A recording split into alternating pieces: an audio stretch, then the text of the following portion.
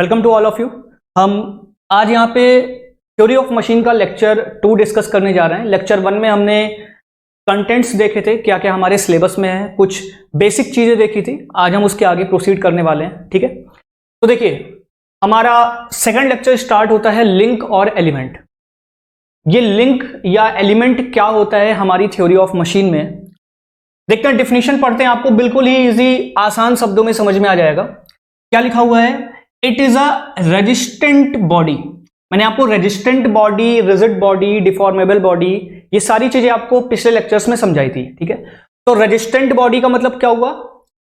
Which doesn't perform as a rigid body, मतलब वो body जो हमारी रिजिड नहीं होती लेकिन किसी पर्पस को पूरा करने के लिए वो क्या करे, एक्ट करे एज अ रिजिड बॉडी, ठीक है। तो उसको हम बोलते हैं रेजिस्टेंट बॉडी।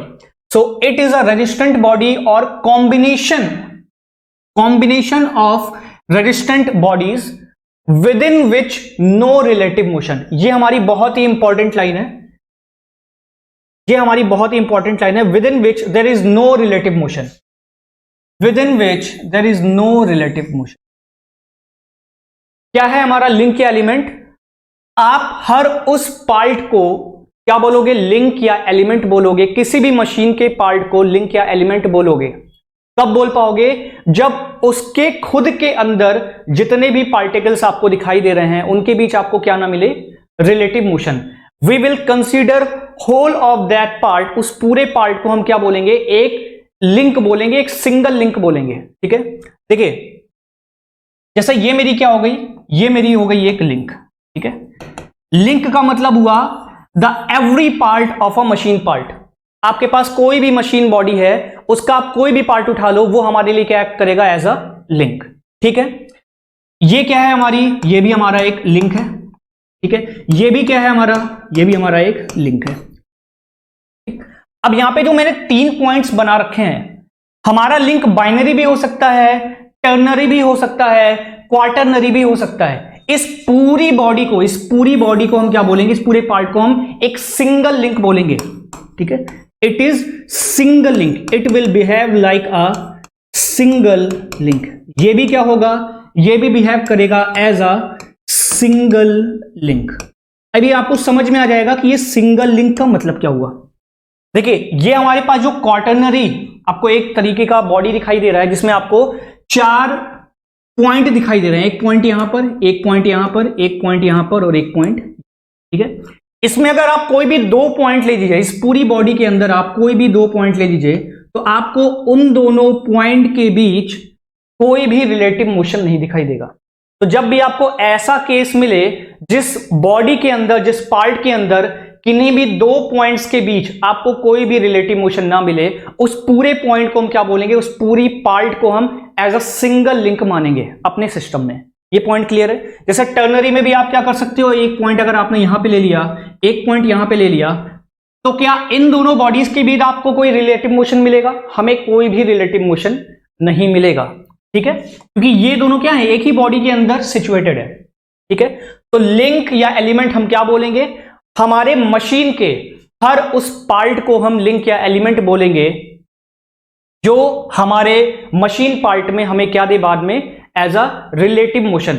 जिसके खुद के अंदर कोई भी रिलेटिव मोशन ना हो लेकिन वो दूसरे पार्ट के साथ हमें क्या दे? एक रिलेटिव मोशन, ठीक है। तो हर एक मशीन के पार्ट को हम क्या बोलते हैं? लिंक या एलिमेंट। नेक्स्ट पार्ट में आते हैं। देखिए, there is always some relative between 2 link. क्या होना चाहिए? हमारे 2 लिंक के बीच में क्या होना चाहिए? रिलेटिव मोशन होना चाहिए। There is always some relative motion between 2 link.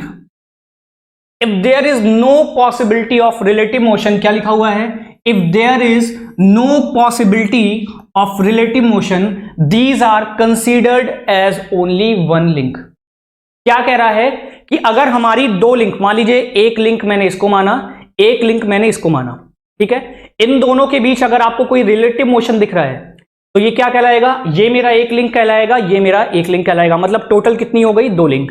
लेकिन अब इस टोटल मैंने क्या कर दी? यहां पे वेल्डिंग कर दी, इन दोनों को वेल्डिंग करके इस तरीके से जोड़ दिया, ठीक है। अब अगर आप एक को मूव कराओगे तो साथ में दूसरे की भी उतनी ही स्पीड होगी। अगर एक 2 आरपीएम से रोटेट कर रहा है, 2 रेडियन पर सेकंड से रोटेट कर रहा है, तो दूसरा भी कितने से रोटेट करेगा? 2 रेडियन पर सेकंड से ही रोटेट करेगा। तो एक का अगर 2 हो गया, दूसरे का भी 2 हो गया, तो उनके बीच रिलेटिव मोशन कितना हो गया? 0। और अगर रिलेटिव मोशन 0 हो गया तो ये दोनों बॉडी मेरी एक्ट करेगी as a single link. Point आपको समझ में आ गया? ये रिलेटिव मोशन का क्या मतलब हुआ? रिलेटिव मोशन हम कैसे निकालते हैं? अगर हम एंगुलर मोशन की बात करें तो लेट्स से एक बॉडी है, मैंने 2 बॉडी मानी, let's say body number A, ठीक है। एक दूसरी बॉडी मैंने मानी बॉडी बी। लेट्स से इसकी जो एंगुलर वेलोसिटी है वो है ओमेगा ए और इसकी एंगुलर वेलोसिटी कितनी है? Omega B. इन दोनों के बीच अगर मैं पूछूं आपसे कि रिलेटिव मोशन कितना होगा, तो रिलेटिव मोशन इन दोनों के बीच आप कितना बताओगे? तो इन दोनों के बीच सर रिलेटिव मोशन कितना होगा? तो मेरा रिलेटिव मोशन होगा, अगर मैं निकालना चाहूं रिलेटिव मोशन ऑफ ए, देखिए इसको लिखने का तरीका सीखेगा। मैं 2 चीजें लिख रहा हूं, क्या मतलब होगा? ओमेगा ए बी और ओमेगा बी ए, ठीक है। ओमेगा ए बी और ओमेगा बी ए का क्या मतलब होगा? पहले वाले की रिलेटिव वेलोसिटी दूसरे वाले के रिस्पेक्ट में, पहले वाले की वेलोसिटी दूसरे के सापेक्ष। जो पहला लेटर लिखा होगा हम उसकी रिलेटिव वेलोसिटी निकाल रहे होते हैं और जो दूसरा लेटर लिखा होता है उसके सापेक्ष निकाल रहे होते हैं। तो इसको हम क्या लिखेंगे? इसको हम लिखेंगे omega A minus of omega. बात समझ में आ रही है? ठीक है। जैसे ओमेगा बी ए को हम कैसे लिखेंगे? ओमेगा बी ए का मतलब हुआ angular velocity of B minus angular velocity of A. मतलब हम बी की एंगुलर वेलोसिटी निकाल रहे हैं किसके सापेक्ष? ए के सापेक्ष। तो अगर इन दोनों की रिलेटिव वेलोसिटी मुझे चाहिए तो इनकी एंगुलर वेलोसिटीज को मुझे करना पड़ेगा माइनस। और अगर ये वेलोसिटीज सेम हो गई, मतलब ए जिस बॉडी पर है उसी बॉडी पर पॉइंट बी भी हो जाए, तो दोनों की एंगुलर वेलोसिटी क्या हो जाएगी? सेम।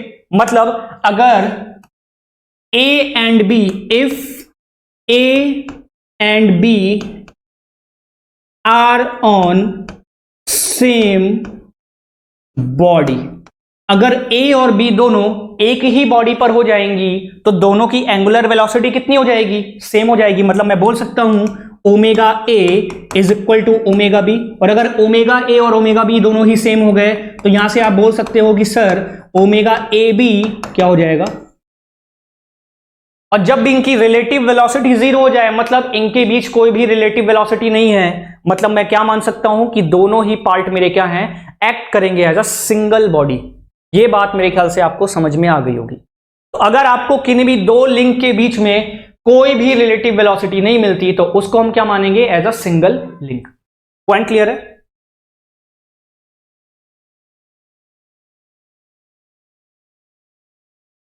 देखिए उसके बाद लिखा हुआ है ऑल लिंक्स काइनेमेटिक लिंक्स। अभी हम बात करेंगे कि ये मेरे जो सिस्टम में काइनेमेटिक लिंक होगा इसका क्या मतलब होगा। All links kinematic links allow some relative motion with each other. देखिए मैंने आपको थ्योरी ऑफ मशीन के पहले ही लेक्चर में बताया था कि अगर आपको अपने सिस्टम से वर्क चाहिए, आप आउटपुट चाहते हो, आप कोई फायदा चाहते हो, काम चाहते हो, तो आपको क्या चाहिए? हर लिंक के बीच में आपको रिलेटिव मोशन चाहिए होगा, तभी तो आप इनपुट दोगे तो आपको उसके रिस्पेक्ट में आउटपुट मिलेगा। अगर वो अपनी पोजीशन पे स्टेशनरी बैठा हुआ है तो आप उससे कभी भी कोई भी काम नहीं निकाल सकते। ठीक है, तो वही पॉइंट लिखा हुआ है ऑल लिंक्स, मतलब जितनी भी लिंक्स होंगी। अभी इस वाले पॉइंट को हम आगे समझेंगे कि सर ये काइनेमेटिक लिंक का मतलब क्या है। अभी आप इसको छोड़िए, आने वाली 2-3 स्लाइड में हम समझेंगे कि काइनेमेटिक लिंक क्या है। All links allow some relative motion with each other. क्या करते हैं कि हमारी मशीन पार्ट में जितनी भी लिंक्स होंगी, जितने भी पार्ट आपको दिखाई दें, वो एक्ट करेंगे एज अ लिंक। अब उन लिंक के बीच क्या होता है? Allow some relative motion with each other. उनको क्या करना पड़ेगा? उनको आपस में एक दूसरे के सापेक्ष मूव करना पड़ेगा, तभी तो आपको कोई मैकेनिज्म मिलेगी, तभी तो आप कोई इनपुट दोगे जिसके रिस्पेक्ट में आपको आउटपुट मिलेगा।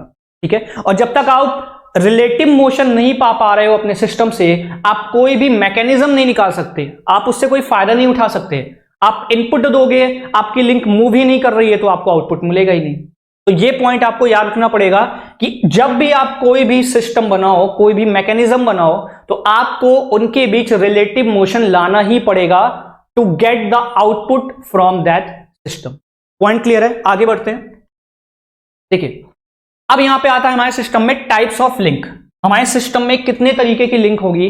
रिजिड लिंक होती है, फ्लेक्सिबल होती है, फ्लूइड लिंक होता है। लिंक मैंने आपको समझा दिया कि आप कोई भी मशीन पार्ट देखो तो आपको उसके जितने भी एलिमेंट दिखाई दें, जितने भी पार्ट दिखाई दें उस मशीन के, वो होता है हमारा एज अ लिंक। ठीक, तो अब देखिए रिजिड लिंक क्या होता है? Deformation is almost zero. ठीक है, और ये हम चाहते हैं कि हमें अपने सिस्टम में कभी भी डिफॉर्मेशन ना मिले। जैसे अगर मैं आईसी इंजन की बात करूं तो आईसी इंजन में लेट्स से यहां पे हमारा सिलेंडर है, यहां पे पिस्टन है, ठीक है, इस पिस्टन से कनेक्टिंग रॉड जुड़ी है और ये कनेक्टिंग रॉड से क्रैंक जुड़ा हुआ है। ठीक है, यहां क्रैंक जुड़ा हुआ है। ठीक है, अब ये क्या कर रहा है? अपनी पोजीशन पे रोटेट कर रहा है। ठीक है, ये अपनी पोजीशन पे रोटेट कर रहा है, तो पिस्टन के अपवर्ड और डाउनवर्ड मोशन से आपको क्रैंक का क्या मिल रहा है? रोटरी मोशन मिल रहा है। तो आपने इनपुट क्या दिया? आपने इनपुट दिया रेसिप्रोकेटिंग मोशन, रेसिप्रोकेटिंग मोशन, और आपको आउटपुट पे क्या मिल रहा है? Rotary motion. आपको क्रैंक कैसा दिखाई देगा? सर घूमता हुआ दिखाई देगा। यहां पे ये क्रैंक क्या करेगा? अपनी पोजीशन पे रोटेट करेगा। तो आपने क्या किया? इनपुट पे दिया आपने रेसिप्रोकेटिंग मोशन। पिस्टन कैसे जा रहा है? पिस्टन या तो ऊपर जाएगा या तो नीचे आएगा, या तो ऊपर जाएगा या तो नीचे आएगा। ठीक है, और यहां पे आपको आउटपुट पे क्या मिल रहा है? एक रोटरी मोशन। तो रिजिड लिंक क्या कह रहा है कि डिफॉर्मेशन इज ऑलमोस्ट जीरो। आपको अपना सिस्टम ऐसे डिजाइन करना है कि आपको, जैसे ये मेरी एक लिंक हो गई, पिस्टन मेरा एक ये भी लिंक हो गया, ये भी एक लिंक हो गया, क्रैंक मेरा ये भी एक लिंक हो गया। हर एक मशीन पार्ट कैसे एक्ट करेगा? As a link. तो वो लिंक कैसा होना चाहिए? रिजिड होना चाहिए, उसमें कोई भी डिफॉर्मेशन नहीं होना चाहिए। अदरवाइज क्या होगा? अगर मान लीजिए आपका लिंक रिजिड नहीं हुआ तो क्या होगा? आपने यहां पे रेसिप्रोकेटिंग मोशन कराया और रेसिप्रोकेटिंग मोशन कराते कराते पता चला पिस्टन की डिफॉर्मेशन हो गया। इस सिस्टम में फोर्स लगने की वजह से जो भी गैसेस फोर्स लगा रही हैं, पिस्टन का खुद डिफॉर्मेशन हो गया। तो आपको जो भी आउटपुट मिलेगा वो एक कंसिस्टेंट नहीं होगा, हमेशा वेरिएबल होगा, उसमें हमेशा फ्लक्चुएशंस आते रहेंगे। तो कभी भी आपको एक कांस्टेंट आउटपुट नहीं मिल पाएगा, तो वो मशीन बनाने का कोई मकसद नहीं निकलेगा। तो हम अपने सिस्टम में चाहेंगे कि हमें कभी भी डिफॉर्मेशन ना मिले।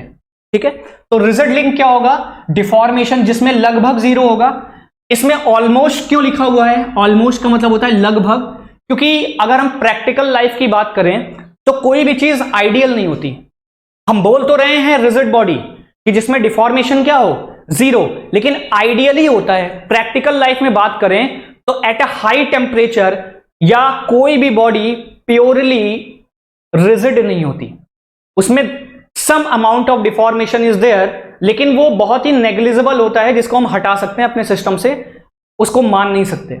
ठीक है, तो इसलिए वहां पे शब्द यूज किया गया है ऑलमोस्ट।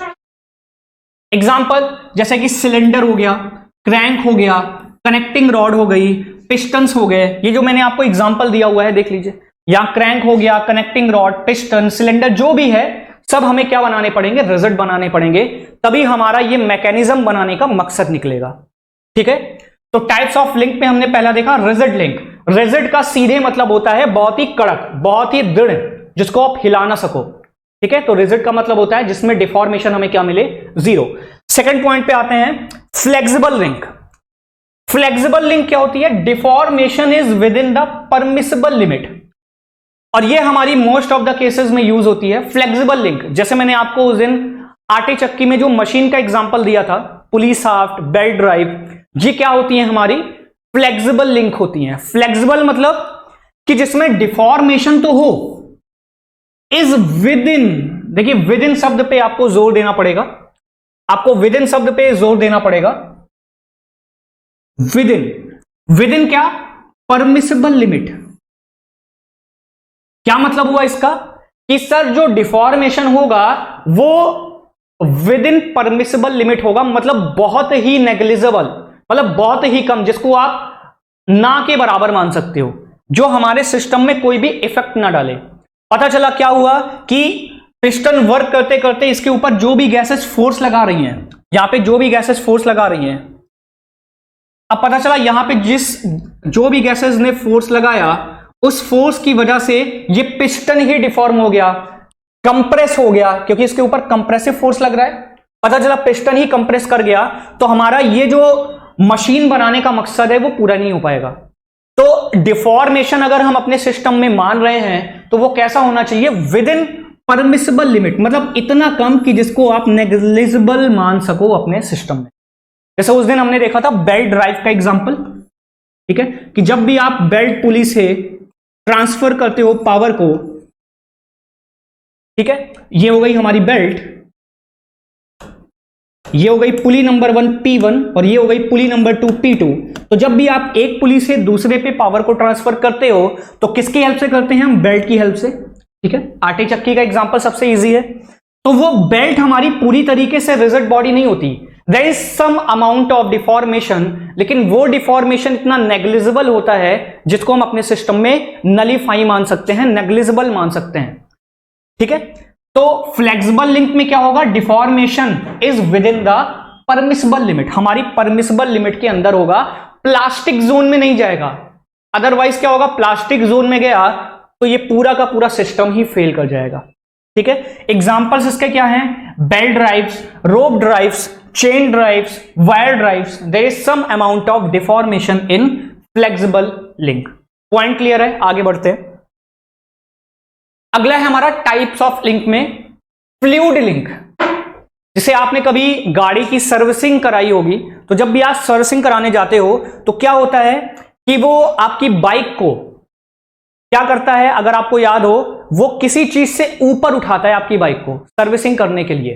वो पैर से प्रेशर लगाता है और आपकी जो बाइक होती है, कोई भी गाड़ी होती है, वो ऊपर उठना स्टार्ट करती है धीरे धीरे। वो किसकी हेल्प से, फ्लूइड लिंक की हेल्प से, ठीक है।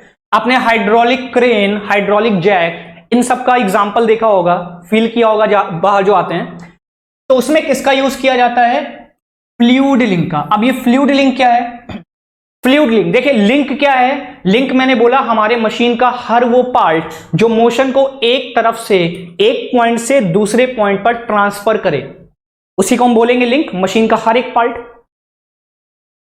तो अब यहां पे नाम से ही आपको यह चीज स्पष्ट हो गई होगी कि फ्लूइड लिंक बोलने का क्या मतलब है, कि सर यहां पे जो पावर ट्रांसमिट हो रही है या मोशन ट्रांसमिट हो रहा है एक पॉइंट से दूसरे पॉइंट पे या एक जगह से दूसरी जगह पे, वो किसकी हेल्प से हो रहा है, वो हो रहा है सर हमारा फ्लूइड लिंक की हेल्प से, ठीक है। अब कैसे, मैं आपको एग्जांपल बताता हूं इसका। Sometimes power is transmitting because of fluid pressure, ठीक है। In that case, the fluid behaves like the link, ठीक है। आपने ये वाला हाइड्रोलिक जैक का एग्जांपल, हाइड्रोलिक क्रेन का एग्जांपल देखा होगा।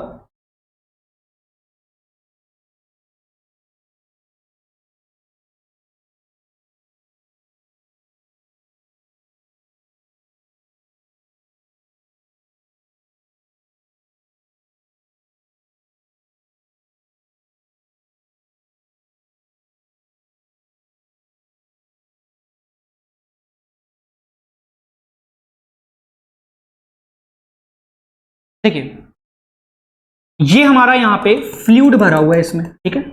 This fluid can be anything, आप कोई भी लुब्रिकेटिंग ऑयल मान सकते हो, कोई भी लिक्विड मान सकते हो। That is the second case. हम देखते हैं कि हमारा फ्लूइड लिंक है क्या।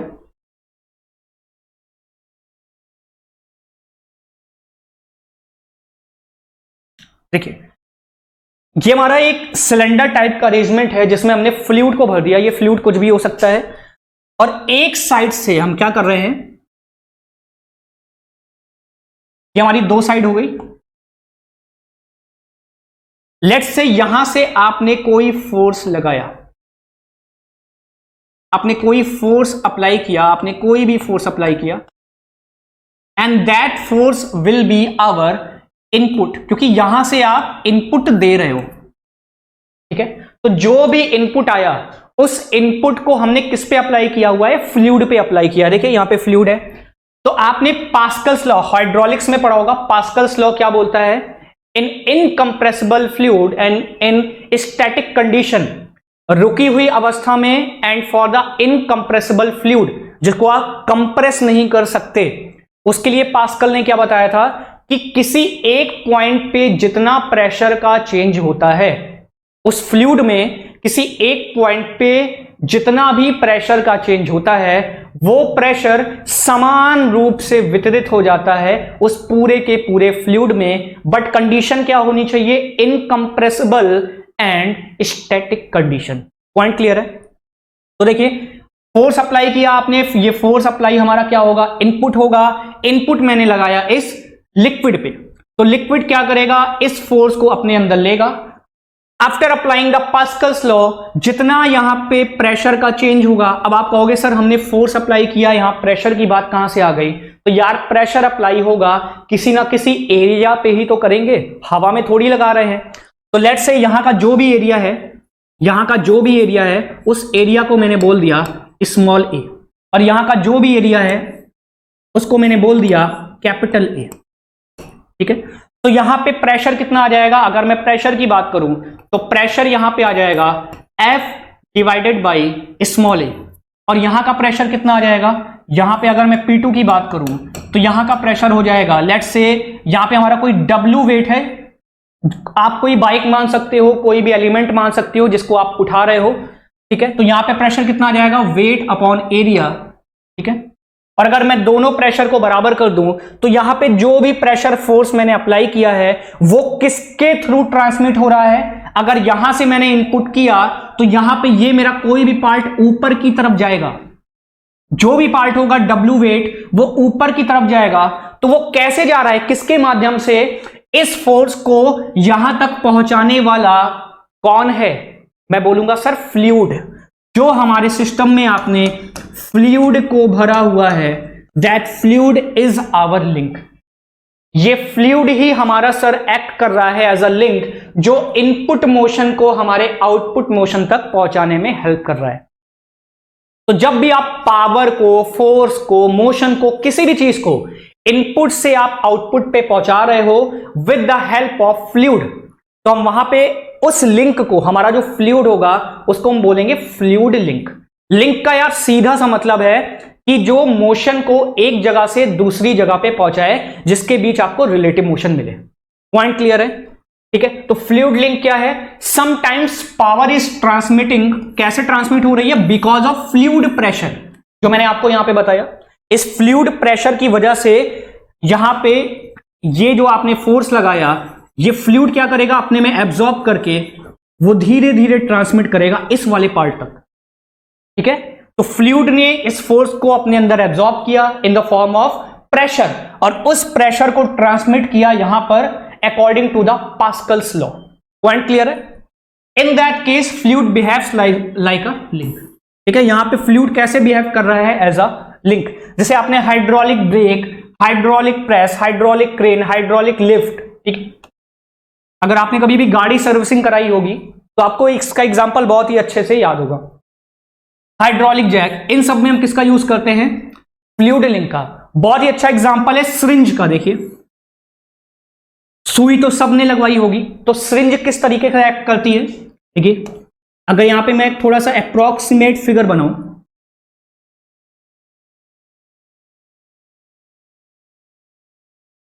देखिए क्या होता है, ये होता है इंजेक्शन का टिप वाला पॉइंट जो हमारी बॉडी में इंसर्ट कराया जाता है। यहां पे भरा होता है फ्लूइड। आप क्या करते हो, जब यहां से आप फोर्स अप्लाई करते हो, ठीक है, और इसके बीच में आप क्या करते हो, वो दवा जो आपको आपकी बॉडी में जाना है, ठीक है, यहां पे आपने फ्लूइड इंसर्ट करा दिया। तो जब भी आप यहां से इस तरीके से प्रेशर अप्लाई करते हो, ये आपने फोर्स अप्लाई किया, तो वो फोर्स की वजह से यहां का लिक्विड आपकी बॉडी में एंटर करता है। ठीक है, तो यहां का फोर्स इस फ्लूइड को बाहर निकाल पा रहा है, कैसे, क्योंकि यहां पे बीच में आपने फ्लूइड भरा हुआ है। तो सिरिंज भी आपका कैसा एग्जांपल है, syringe is also a type of fluid link. क्योंकि वहां पे हमने जो भी फोर्स अप्लाई किया उस फोर्स को हमारी बॉडी में दवा इंसर्ट कराने के लिए कौन जिम्मेदार है? बीच में भरा हुआ फ्लूइड, जो अपने अंदर अप्लाई फोर्स को एब्जॉर्ब करेगा और हमारी बॉडी तक उस फ्लूइड को पहुंचा रहा है। मेरे ख्याल से ये तीनों पॉइंट आपको क्लियर होंगे। टाइप्स ऑफ लिंक में रिजिड लिंक जिसमें डिफॉर्मेशन क्या हो? 0। फ्लेक्सिबल लिंक जिसमें डिफॉर्मेशन हो लेकिन वो विद इन परमिसिबल लिमिट हो, ज्यादा ना हो। एग्जांपल हमारे क्या हो गए? बेल्ट ड्राइव्स, रोप ड्राइव्स और चेन ड्राइव्स। तीसरा क्या आ रहा है हमारा? Fluid link. Fluid link simple सी बात है, जहां पे पावर का ट्रांसमिशन या फोर्स का ट्रांसमिशन या किसी भी चीज के मोशन का ट्रांसमिशन कैसे हो रहा है? With the help of fluid. ठीक है, तो ये हमारे हो गए टाइप्स ऑफ लिंक। अगला हमारा टाइप आता है टाइप्स ऑफ रिलेटिव मोशन। ठीक है, कि जो हमारा रिलेटिव मोशन मतलब किसी भी दो लिंक के बीच में जो भी मोशन हो रहा है वो किस तरीके का पॉसिबल है या किस तरीके का रिलेटिव मोशन उन लिंक्स के बीच हो सकता है, इस स्लाइड में हम ये देखने वाले हैं। ये for the SSC JE, for the GATE, for the ESC, आप कोई भी एग्जाम्स उठा लो, मोस्ट इंपॉर्टेंट टॉपिक है ये।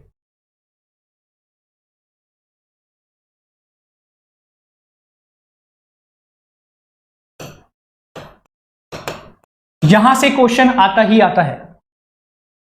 क्या कह रहा है? देखिए, कंप्लीटली कंस्ट्रेंड मोशन, ये हमारे 3 टाइप के मोशन होते हैं। इसको मैं बहुत ही आराम से आपको समझा रहा हूं विद द एग्जांपल्स। देखिए क्या लिखा हुआ है, पहले लिखा हुआ है कंप्लीटली कंस्ट्रेंड मोशन। ठीक है, completely constrained motion, successfully constrained motion and incompletely constrained motion.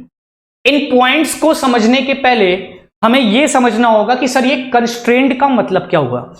ठीक है, ये कंस्ट्रेंड, जब तक ये चीज हमें नहीं समझ में आएगी कि सर ये कंस्ट्रेंड का क्या मतलब होता है, तब तक हम बाकी सारे मोशंस को समझ नहीं पाएंगे। ठीक है, तो हम देखते हैं कि ये कंस्ट्रेंड का मतलब क्या हुआ।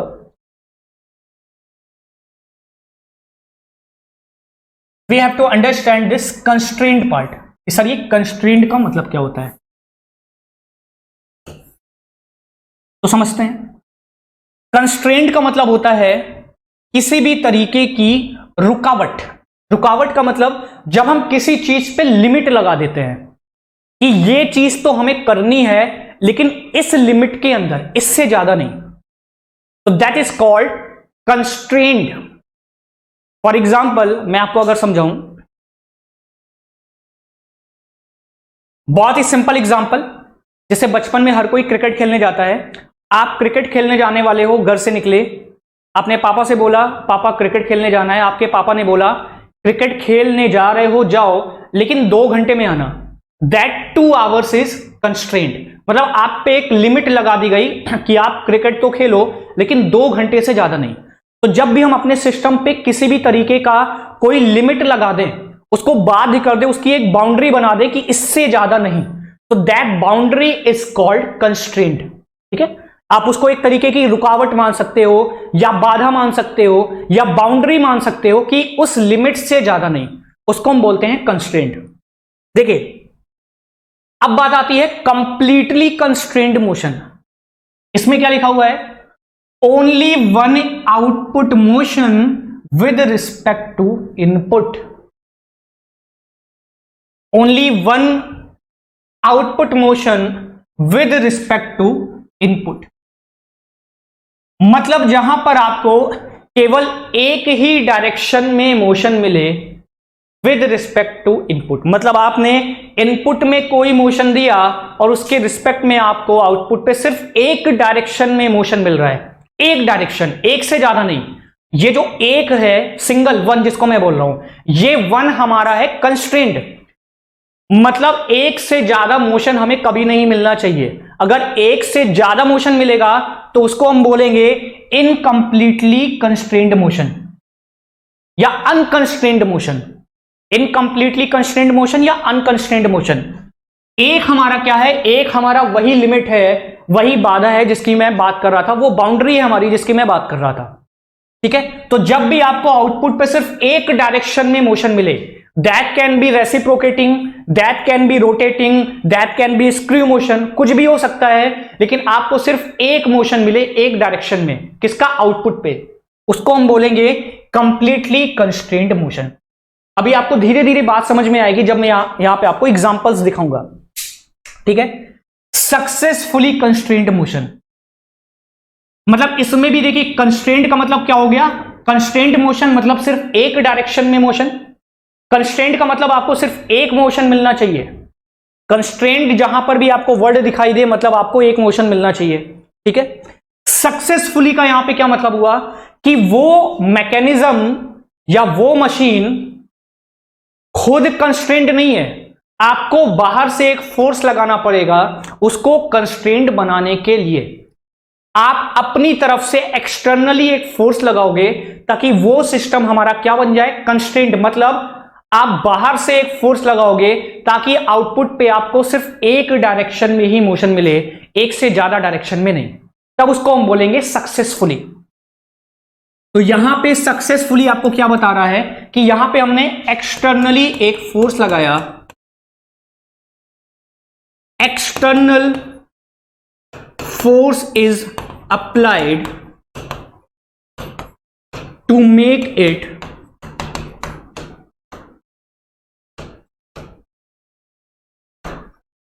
completely constrained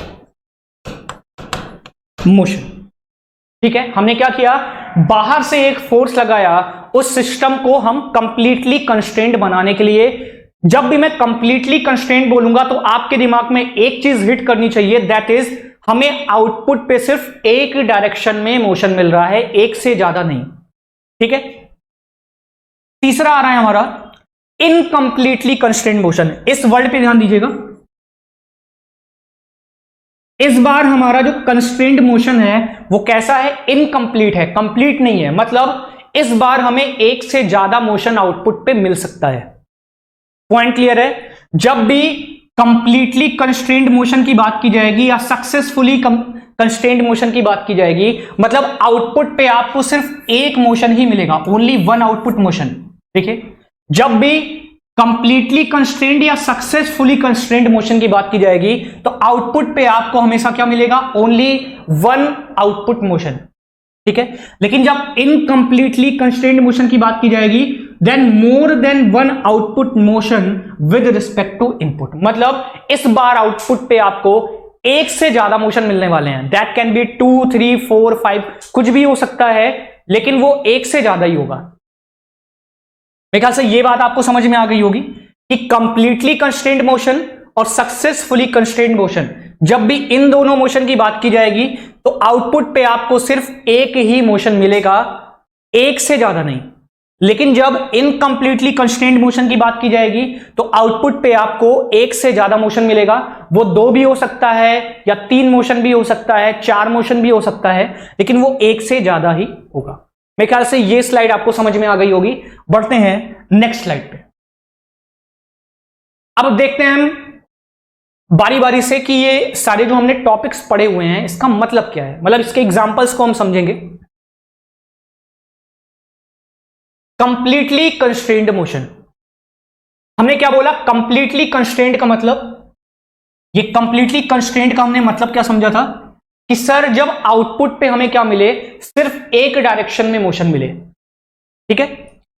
पढ़ते हैं इसके डिफिनेशन को। If the relative motion between two elements of pair is limited to only a definite direction on the application of force और torque, it is known as completely constrained motion. कह रहा है कि जब 2 या 2 से ज्यादा लिंक के बीच आपको रिलेटिव मोशन ऐसा मिले कि आउटपुट पे आपको सिर्फ एक डायरेक्शन का मोशन मिले। ये जो डिफिनिट डायरेक्शन इसने लिखा हुआ है,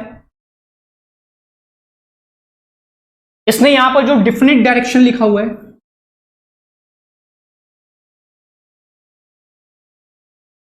तो ये डिफिनिट डायरेक्शन का मोशन क्या हुआ कि डेफिनेट का मतलब होता है जो चीज हमें पता हो।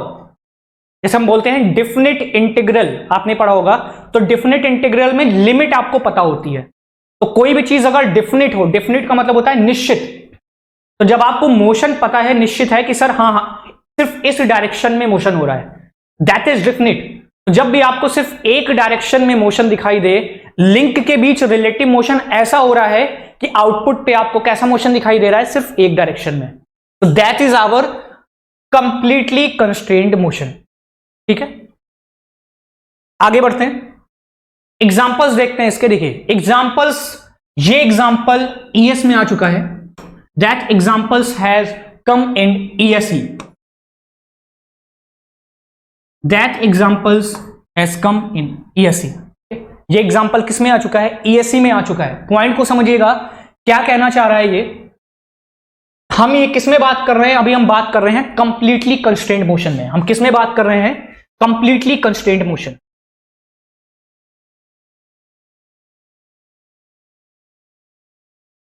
ठीक है, हम किस में बात कर रहे हैं, कंप्लीटली कंस्ट्रेंट मोशन।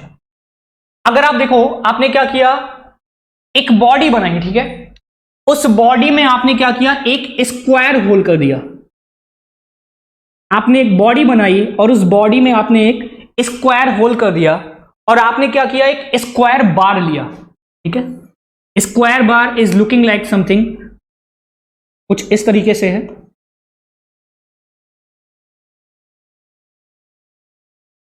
इस तरीके से हमारा ये स्क्वायर बार है। ठीक है, अब इसको आपने इस स्क्वायर होल में इंसर्ट कराया, तो जब आप इनपुट पे मोशन दोगे तो देखिए इस स्क्वायर बार का अगर आपको मोशन यहां पे दिखाई देगा, तो वो मोशन आपको किस तरीके से दिखाई देगा, सिर्फ एक डायरेक्शन में, और वो डायरेक्शन क्या होगी, रेसिप्रोकेटिंग। ये वाला जो हमारा स्क्वायर बार है, this square bar, this square bar, ये वाला स्क्वायर बार इस स्क्वायर होल में या तो दाईं तरफ जा सकता है, ये या तो बाईं तरफ आ सकता है। This motion, that motion is called reciprocating motion. यहां पर ये क्या कर रहा है, सिर्फ रेसिप्रोकेट कर रहा है, आगे पीछे सिर्फ इस तरीके का मोशन कर रहा है। तो एक डिफिनिट डायरेक्शन का मोशन है कि ये रेसिप्रोकेट कर रहा है। तो एक मोशन मिला आपको, रेसिप्रोकेटिंग मोशन। यहां पे देखिए, इसको समझाने से पहले मैं थोड़ा आगे जाऊंगा। देखिए ये सेम एग्जांपल है जो मैं आपको समझाने वाला हूं, लेकिन यहां पर अभी मैंने कॉलर को हटा दिया है। ठीक है, यहां पर मैंने कॉलर को हटा दिया है।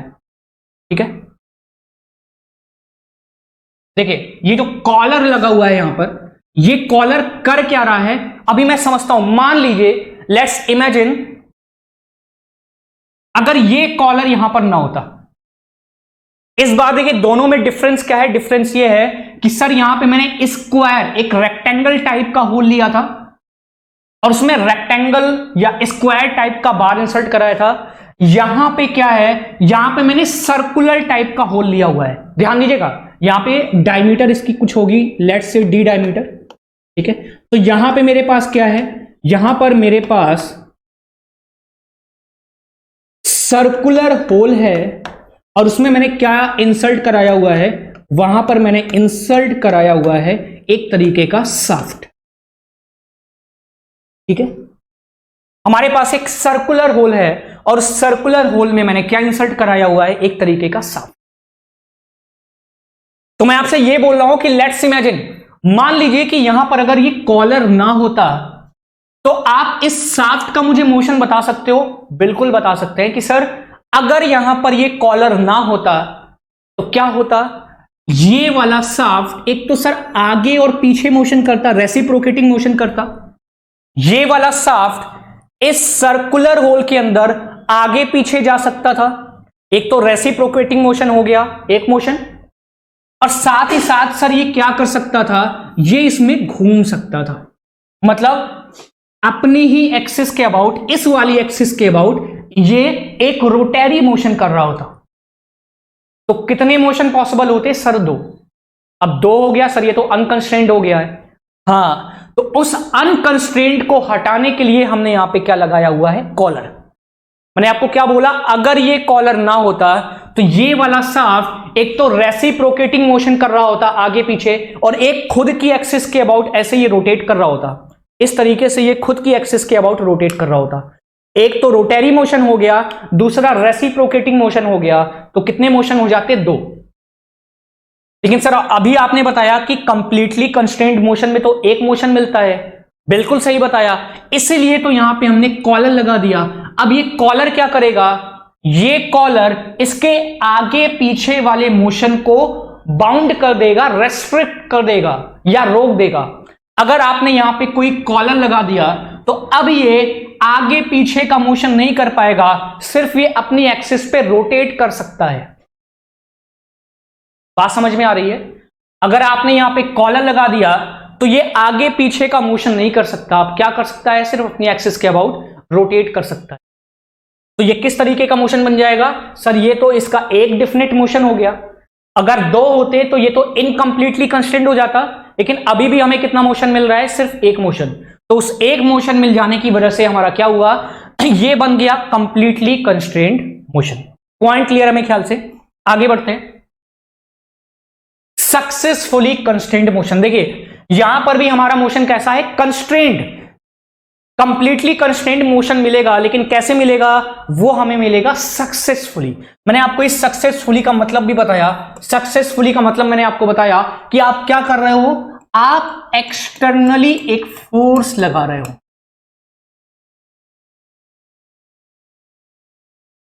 आपने एक एक्सटर्नली फोर्स अप्लाई किया हुआ है। पॉइंट क्लियर है? हमने एक्सटर्नली एक फोर्स अप्लाई किया, क्या करने के लिए, इसको कंप्लीटली कंस्ट्रेंड बनाने के लिए। तो जब भी आपको किसी बाहर से एक फोर्स की जरूरत पड़े अपने सिस्टम को कंप्लीटली कंस्ट्रेंड बनाने के लिए, then that motion is called successfully constrained motion. यहां पर सक्सेसफुली का मतलब इस स्लाइड में क्या है, सक्सेसफुली का मतलब है हमने सर बाहर से एक्सटर्नली एक फोर्स लगा रखा है अपने सिस्टम को कंप्लीटली कंस्ट्रेंड मोशन बनाने के लिए। तो आपको यहां तक समझ में आ गया होगा कि सर कंप्लीटली कंस्ट्रेंड मोशन मुझे समझ में आ गया कि जब मुझे आउटपुट पे सिर्फ एक डायरेक्शन में मोशन मिले, वो रोटरी भी हो सकता है, रेसिप्रोकेटिंग भी हो सकता है, फ्लक्चुएटिंग भी हो सकता है, कुछ भी, लेकिन सिर्फ एक डिफिनेट डायरेक्शन का मोशन मिले। पॉइंट क्लियर है? तो इसका एग्जांपल क्या होगा, फुट स्टेप बेरिंग। देखिए वापस से मैं आपको ये बोलूंगा, लेट्स से अगर यहां पर ये वाला लोड ना होता, अभी हमने जो लोड एक्सटर्नली, ये लोड मेरा क्या है, दैट लोड इज एक्सटर्नल। अगर ये एक्सटर्नल लोड हमने ना लगाया होता तो आप बता सकते हो कि इस वाले शाफ्ट का आपको कितना मोशन मिलता। ये जो शाफ्ट आपको दिखाई दे रहा है, इस वाले शाफ्ट का आपको कितना मोशन मिलता, बिल्कुल बता सकते हैं सर। अगर ये लोड ना लगा होता तो एक तो शाफ्ट अपनी एक्सिस के अबाउट रोटेट कर रहा होता with some angular speed omega, और दूसरा सर ये रेसिप्रोकेट कर रहा होता ऊपर नीचे, अप एंड डाउन इसका एक मोशन हो रहा होता, एक मोशन। और सर दूसरा ये शाफ्ट अपनी इस वाली एक्सिस के अबाउट एक तो ये रोटरी मोशन कर रहा होता, तो कितने मोशन हो जाते, दो। तो मैंने क्या किया, एक्सटर्नली एक लोड लगाकर मैंने इसके अप और डाउन वाले मोशन को रोक दिया, उस पर मैंने लिमिट लगा दी, उसको बाध्य कर दिया। तो अब क्या कर सकता है, इसका सर सिर्फ एक मोशन हो रहा होगा, दैट इज रोटरी मोशन। और आपको जब भी सिर्फ एक डायरेक्शन में मोशन मिलता है तो उसको हम क्या बोलते हैं, कंप्लीटली कंस्ट्रेंड मोशन। लेकिन ये कंप्लीटली कंस्ट्रेंड मोशन मुझे कैसे मिला, मैंने एक्सटर्नल एक फोर्स लगाया हुआ है, मैंने एक्सटर्नली एक लोड लगाया जिसकी वजह से मुझे ये क्या मिला, कंप्लीटली कंस्ट्रेंड मोशन मिला। इस वजह से इस पूरे अरेंजमेंट को हम क्या बोलेंगे, सक्सेसफुली कंस्ट्रेंड मोशन। मेरे ख्याल से ये पॉइंट आपको क्लियर हो गया होगा। डेफिनेशन पढ़ लेते हैं, देखिए, the motion between the elements of a pair is such that the constrained motion is not completed by itself. इसका क्या मतलब हुआ, कंप्लीटेड बाय इटसेल्फ का क्या मतलब हुआ, कंप्लीटेड बाय इटसेल्फ का क्या मतलब हुआ, is not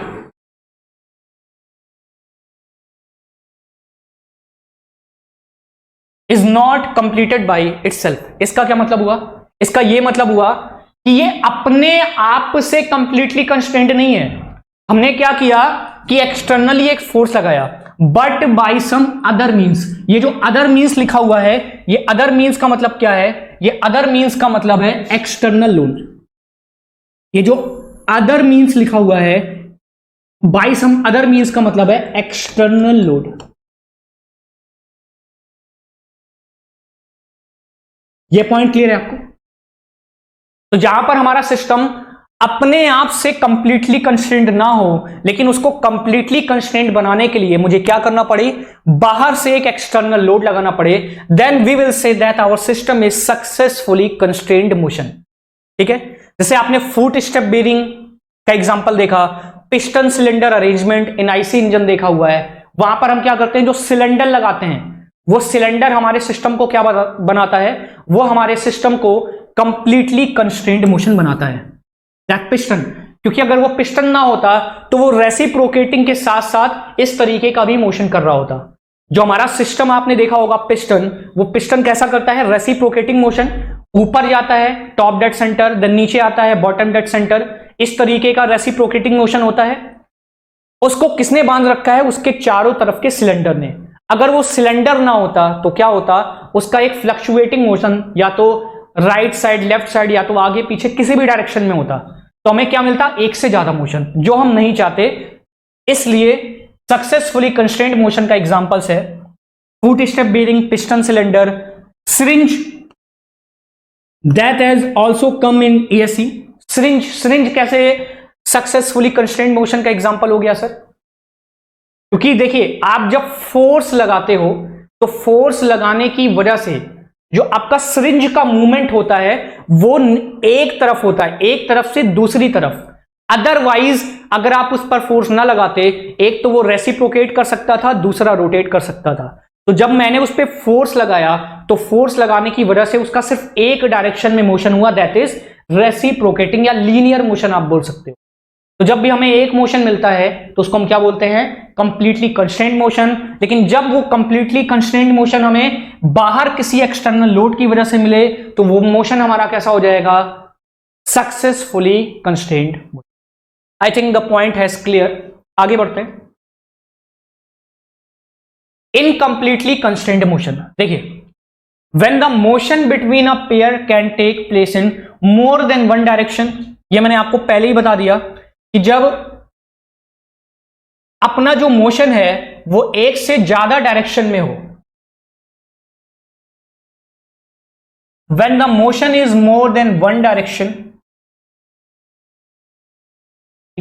when the motion is more than one direction, मतलब आपको जो आउटपुट पे मोशन मिल रहा है वो एक से ज्यादा डायरेक्शन में मिल रहा है, मतलब रेसिप्रोकेटिंग भी मिल रहा है, साथ ही साथ आपको रोटरी भी मिल रहा है या ऑक्सीलेटरी भी मिल रहा है। एक से ज्यादा मोशन जब आपको आउटपुट पे मिले तो हमारा सिस्टम कैसा होगा, हमारा सिस्टम होगा इनकम्प्लीट, मतलब ये कंप्लीट नहीं है, कैसा है, incompletely constraint.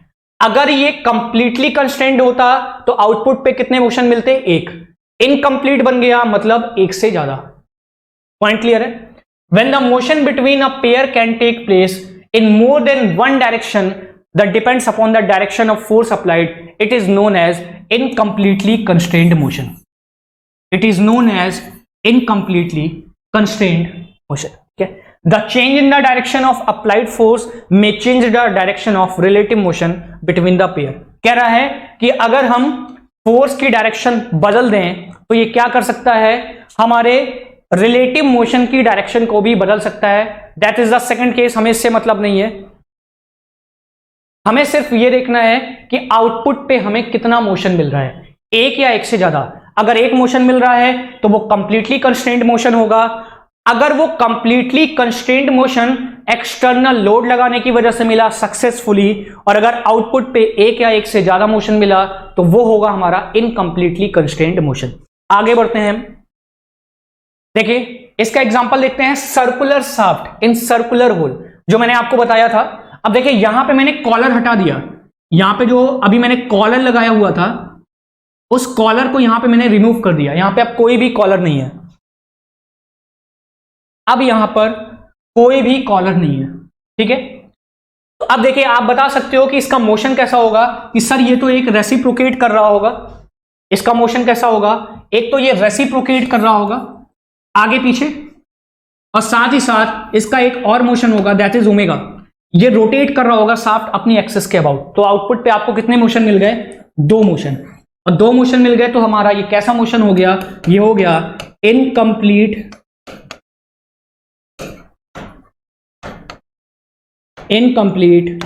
Constrained motion. Point clear है? मेरे ख्याल से ये बहुत अच्छे से आपको समझ में आ गया होगा। आगे हम बढ़ते हैं नेक्स्ट स्लाइड पे, ठीक है। आगे हमारा है काइनेमेटिक पेयर। अब देखिए ये काइनेमेटिक पेयर क्या होता है। देखिए पेयर का मतलब होता है जोड़ा, पेयर का मतलब होता है जोड़ा। अब ये पेयर बनता कैसा है, जैसे एक लिंक मेरे पास ये है और दूसरी लिंक मेरे पास ये है, तो इससे मैं पेयर कब बना पाऊंगा, जब मैं इन दोनों को किसी एक जगह पर लाकर जोड़ दूं। ये एक अलग लिंक है, ये एक अलग लिंक है, मैंने जब इनको किसी पॉइंट पे लाके जोड़ा तो यहां पे एक जोड़ा बन गया, मतलब इन दोनों का एक ज्वाइंट बन गया, ज्वाइंट बन गया, या इसको आप एक तरीके का पेयर बोल सकते हो, ठीक है। तो जब भी आप दो लिंक को एक साथ कहीं पे जोड़ दो तो वो क्या बन जाता है, वो बन जाता है हमारा एक तरीके का पेयर, या इसको हम बोलते हैं ज्वाइंट। अब मैंने आपको एक चीज बोली थी कि हम आगे कुछ स्लाइड्स में एक वर्ड आ रहा है काइनेमेटिक, उसका मतलब समझेंगे। देखिए पेयर तो एक चीज हो गई, अब ये काइनेमेटिक पेयर का क्या मतलब है सर? काइनेमेटिक पेयर का क्या मतलब है? काइनेमेटिक पेयर का ये मतलब है, देखिए जब भी किसी के साथ काइनेमेटिक जुड़ जाएगा इस थ्योरी ऑफ मशीन में, इस पॉइंट को आपको समझना है यहां पे कि थ्योरी ऑफ मशीन में जब भी आपको पेयर के साथ, या भी एक चीज और आगे हम पढ़ेंगे काइनेमेटिक चेन, चेन है, पेयर है, या किसी भी चीज के साथ काइनेमेटिक जुड़ जाएगा तो वो काइनेमेटिक मतलब आपको ये बताएगा कि उस सिस्टम में हमें जो मोशन मिल रहा है वो कैसा मिल रहा है, वो मोशन मिल रहा है कंस्ट्रेन्ड मोशन। कंस्ट्रेन्ड का क्या मतलब हुआ कि हर एक लिंक का एक स्पेसिफाइड या एक डिफिनिट मोशन मिल रहा होगा, मतलब एक लिंक एक ही तरीके का मोशन कर रही होगी, एक से ज्यादा नहीं। बात आपको समझ में आ रही है कि जो भी लिंक है, काइनेमेटिक लिंक अगर हो गया तो काइनेमेटिक लिंक का यह मतलब है कि सर जब उनके बीच रिलेटिव मोशन हो रहा होगा तो रिलेटिव मोशन में हर एक लिंक एक डिफिनिट मोशन को ही परफॉर्म कर रही होगी। ऐसा नहीं है कि एक लिंक रोटेट भी कर रही है, फ्लक्चुएट भी कर रही है, ट्रांसलेटिंग भी कर रही है, नहीं, हर एक लिंक का अपना एक डिफिनिट मोशन होगा। अगर वो ऑक्सीलेटिंग मोशन कर रही है तो ऑक्सीलेट ही करेगी, अगर कोई दूसरी लिंक है जो रेसिप्रोकेट कर रही है तो वो लिंक सिर्फ रेसिप्रोकेट ही करेगी। बात समझ में है? जब भी काइनेमेटिक वर्ड जुड़ेगा किसी भी चीज के साथ तो काइनेमेटिक का मतलब है आपको वहां पे उस लिंक का, उस पर्टिकुलर लिंक का आपको एक कंस्ट्रेन्ड मोशन मिलेगा, या आप बोल सकते हो कि उस लिंक का आपको एक डिफिनिट मोशन मिलेगा। आपको पता होगा हां सर ये लिंक अगर है तो ये एक तरीके का मोशन ही परफॉर्म कर रही होगी। कोई भी लिंक एक तरीके का मोशन परफॉर्म कर रही होगी। That motion can be anything, that can be oscillating, that can be reciprocating, that can be rotating, any type of motion, लेकिन एक ही मोशन परफॉर्म कर रही होगी, ठीक है। कनेक्शन देखिए, कनेक्शन ऑफ टू लिंक्स, मैंने आपको बोला कि पेयर का मतलब होता है जोड़ा, मतलब आप क्या कर रहे हो, दो या दो लिंक को एक साथ आप जोड़ रहे हो, ठीक है। कनेक्शन ऑफ टू लिंक्स और एलिमेंट्स, मैंने आपको बताया था लिंक या एलिमेंट का मतलब क्या होता है, पार्ट ऑफ मशीन। आप जो भी मशीन आपने बनाया उसके हर एक पार्ट को क्या बोलेंगे, लिंक या एलिमेंट बोलेंगे। फॉर्म अ ज्वाइंट या पेयर, ठीक है। कनेक्शन, कनेक्शन का मतलब क्या होता है, जोड़ा। जब भी आप किसी भी चीज को जोड़ते हो तो वहां पे कनेक्शन होता है, और वो कनेक्शन क्या बनाता है, या तो वो ज्वाइंट बनाता है या उसको हम क्या बोलेंगे, एक तरीके का पेयर, ठीक है। If the relative motion between the links is constant, देखिए वो बात आ गई मैंने आपको जो बोला, if the relative motion between the links is constant, देखिए वही बात आ गई जो मैंने अभी आपको समझाई थी। मैंने आपको बात क्या समझाई थी कि उनके बीच का जो रिलेटिव मोशन है अगर वो कैसा है, कंस्ट्रेंड। जो रिलेटिव मोशन है that relative motion is what, constrained. और वो भी कैसा, कंस्ट्रेंड में मैंने आपको बताया दो चीजें पॉसिबल है। कंस्ट्रेंड में या तो कंप्लीटली कंस्ट्रेंड हो सकता है या तो सक्सेसफुली कंस्ट्रेंड हो सकता है। हमने दो मोशन पढ़े हैं। Then the pair of links is known as kinematic pair, ठीक है। पेयर का मतलब तो बहुत ही सिंपल है, जोड़ा। आपने दो लिंक का कनेक्शन करा दिया तो वो क्या फॉर्म करेंगे, वो फॉर्म करेंगे एक तरीके का पेयर। आपने किसी भी लिंक को जोड़ दिया तो ये लिंक क्या परफॉर्म कर रहा होगा, एक तरीके का पेयर, क्योंकि आपने यहां पे जोड़ दिया। लेकिन ये पेयर या ये ज्वाइंट हमारा काइनेमेटिक पेयर कब कहलाएगा, ये हमारा काइनेमेटिक पेयर तब कहलाएगा when the relative motion is constraint, मतलब हर एक लिंक का मुझे क्या मिले, एक डेफिनेट मोशन मिले। ये नहीं कि एक कोई भी लिंक एक या एक से ज्यादा मोशन को क्या कर रही है, परफॉर्म कर रही है। बात समझ में आ रहा है? वही चीज लिखी हुई है, the relative motion between the links is constraint. कैसा है? कंस्ट्रेंट है। That constraint can be completely और successfully, it will depend on the condition. Then the pair of links is known as kinematic pair. ठीक है, आगे देखते हैं। Every kinematic pair is a pair. कह रहा है कि कोई भी काइनेमेटिक पेयर होगा। देखिए, काइनेमेटिक पेयर का क्या मतलब हुआ? पेयर का मतलब आपने दो या दो से ज्यादा लिंक को जोड़ रखा है। काइनेमेटिक का मतलब ये हुआ कि सर अब उनके भी जो रिलेटिव मोशन होगा वो क्या होगा, एक डिफिनिट होगा। मतलब हर एक लिंक का अपना खुद का एक डिफिनिट मोशन होगा। हर एक लिंक एक ही तरीके का मोशन परफॉर्म कर रही होगी। मतलब अगर एक लिंक फ्लक्चुएट कर रही है तो उसका मोशन सिर्फ फ्लक्चुएटिंग होगा। दूसरा अगर क्रैंक है वो कंप्लीटली रोटेट कर रहा है तो वो हमेशा कंप्लीटली रोटेट करता रहेगा। ये नहीं है कि कोई भी लिंक फ्लक्चुएट भी कर रही है, रोटेट भी कर रही है, रेसिप्रोकेट भी कर रही है, ऐसा नहीं। हर एक लिंक का एक definite motion. Then the pair, every kinematic pair is a pair or joint, but every pair or joint may or may not be the kinematic pair. वही बात है जो मैंने आपको समझाई है कि कोई भी काइनेमेटिक पेयर होगा उसको आप पेयर बोल सकते हो। जैसे मेरे पास एक काइनेमेटिक पेयर है, इसको मैं पेयर बोल सकता हूं क्योंकि ये जोड़ा है, यहां पे ज्वाइंट कर लगा रखा है मैंने। लेकिन अगर दो लिंक को मैंने ज्वाइंट कर रखा है, हम ये नहीं कह सकते कि ये काइनेमेटिक होगा, क्योंकि काइनेमेटिक होने के लिए कंडीशन मैंने क्या बताई? काइनेमेटिक पेयर होने के लिए सर कंडीशन ये है कि हर एक लिंक का अपना खुद का एक क्या हो, एक डेफिनिट मोशन हो। मेरे ख्याल से ये पॉइंट आपको क्लियर होगा। आगे बढ़ते हैं हम। एवरी काइनेमेटिक पेयर, इस पॉइंट को आप नोट करके लिख लीजिएगा। This is the note point. ठीक है, every kinematic pair, this every kinematic pair is a joint, but every pair or joint may or may not be the kinematic pair. मतलब जो ज्वाइंट होगा हमारा वो पेयर काइनेमेटिक पेयर हो भी सकता है, नहीं भी हो सकता। अगर हर एक लिंक का अपना एक डेफिनेट मोशन होगा, एक ही तरीके का मोशन होगा, तो वो काइनेमेटिक पेयर कहलाएगा, अदरवाइज। मेरे ख्याल से पॉइंट क्लियर हो। आगे बढ़ते हैं। अब देखते हैं टाइप्स ऑफ ज्वाइंट। अब देखते हैं हम टाइप्स ऑफ, देखिए टाइप्स ऑफ ज्वाइंट। ज्वाइंट का मतलब क्या होता है? मैंने बताया जोड़। जहां पर आप दो लिंक को जोड़ते हो तो वो क्या कहलाता है? हमारा ज्वाइंट। ठीक है, जोड़ा। बाइनरी ज्वाइंट, बाइनरी देखिए नाम से ही आपको पता चलेगा, बहुत ही आसान चीजें हैं ये। बाइनरी का मतलब हुआ जहां पर हम दो लिंक को जोड़ते हैं। ये हो गई मेरी लिंक नंबर 1, ठीक है, ये हो गई हमारी लिंक नंबर 2। इन दोनों लिंक को यहां पे मैंने क्या कर दिया है? पिन ज्वाइंट कर दिया है। पिन ज्वाइंट का मतलब ये हुआ वहां पे एक कील मार दी, ठीक है, या उनको पिन ज्वाइंट कर दिया कि यहां पर इनका सिर्फ एक रिवॉल्विंग मोशन हो सकता है और कुछ नहीं। तो जब आप दो लिंक को जोड़ते हो तो हम उनको क्या बोलते हैं? Binary joint. बाइनरी का मतलब क्या होता है? दो। ठीक है। टर्नरी, टर्नरी का मतलब होता है तीन। जब आप किसी जगह पे तीन लिंक को जोड़ दो उसको हम क्या बोलेंगे? Ternary joint. देखिए जैसे link number 1, this is link number 2 and this is link number 3। इन तीनों लिंक को मैंने यहां पे पिन ज्वाइंट कर रखा है, जोड़ दिया है, तो ये हमारा क्या कहलाएगा? Ternary joint. तो बाइनरी का मतलब जब हम दो लिंक को जोड़ते हैं, और टर्नरी ज्वाइंट का मतलब जब हम तीन लिंक को जोड़ते हैं। ठीक है, ऐसे ही क्या आएगा? Quaternary joint. क्वाटरनरी का मतलब होता है चार। तो जब आप चार लिंक को जोड़ते हो तो उसको हम क्या बोलते हैं? उसको हम बोलते हैं quaternary joint. This is link number 1, link number 2, link number 3 and link number 4। इनको मैंने क्या किया? एक जगह पे जोड़ दिया, पिन ज्वाइंट कर दिया। तो ये क्या फॉर्म कर रही है? एक तरीके का क्वाटरनरी ज्वाइंट। क्योंकि इस वाले ज्वाइंट पे आपको कितनी लिंक जुड़ी हुई दिखाई दे रही है? चार। तो link number 1, link number 2, link number 3 and link number 4। Point clear है? कुछ चीजें यहां पे हम देख लेते हैं जो आपको न्यूमेरिकल्स में हेल्प करेंगी क्वेश्चन सॉल्व करने के लिए।